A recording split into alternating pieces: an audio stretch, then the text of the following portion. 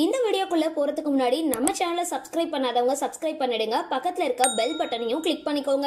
வாங்க வீடியோக்குள்ள போகலாம். நடிகை சோபனா தன்னோட வீட்டுல பணம் திருடின பணிப்பெண்ணை மன்னிச்சு திரும்பவும் வேலைக்கு அமர்த்தி இருக்கிறது போலீசார் தரப்புல சொல்லப்பட்டிருக்கிற சம்பவம் பலருக்கும் ஆச்சரியத்தை ஏற்படுத்தியிருக்கு. 1980ஆம் ஆண்டு தமிழ்ல வெளியான மங்கள நாயகி அப்படின்ற படம் மூலமா குழந்தை நட்சத்திரமா அறிமுகமானவங்க சோபனா.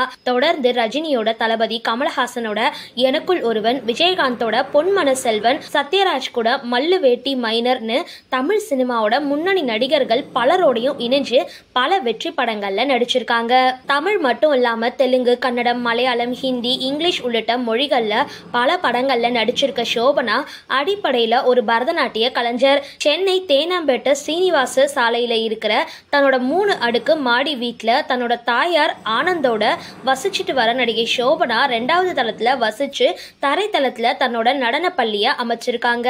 இதனிடையே கடலூர் மாவட்டம் காட்டுமன்னார் கோவில் பகுதியை சார்ந்த விஜயா அப்படின்ற பெண் கடந்த ஒரு வாரமா சோபனாவோட வீட்டுல தங்கி அவங்களோட தாயை கவனிச்சுட்டு வராங்க.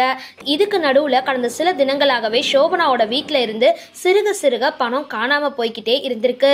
இதை கவனிச்ச சோபனா இது குறித்து புகார் அளிச்ச நிலையில வேலைக்கார பெண் விஜயா மேல சந்தேகம் இருக்கிறதா சொல்லியிருந்தாங்க.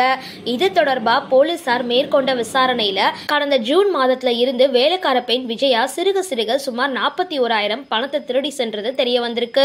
இந்த பணத்தை கார் டிரைவர் மூலமா தன்னோட மகளுக்கு ஆன்லைன் வழியா அனுப்பியிருக்காங்க. இந்த குற்றத்தை ஒப்புக்கொண்ட விஜயா வறுமையின் காரணமா இந்த தவறை செஞ்சிட்டதா சோபனா கிட்ட மன்னிப்பு கேட்டிருக்காங்க. இந்த மன்னிப்பை பெருந்தன்மையோட ஏற்றுக்கொண்ட நடிகை சோபனா பணிப்பெண் விஜயாவை மன்னிச்சு திரும்பவும் வேலைக்கு சேர்த்துக்கிட்ட நிலையில அவங்க எடுத்த 41,000 சம்பளத்தை அவங்க சம்பளத்துல இருந்து பிடிச்சு கொள்றதா சொல்லி புகாரை திரும்ப பெற்றிருக்காங்க. சரி, இந்த வீடியோ பத்தின உங்களோட கருத்துக்களை கீழே கமெண்ட் பாக்ஸ்ல போஸ்ட் பண்ணுங்க.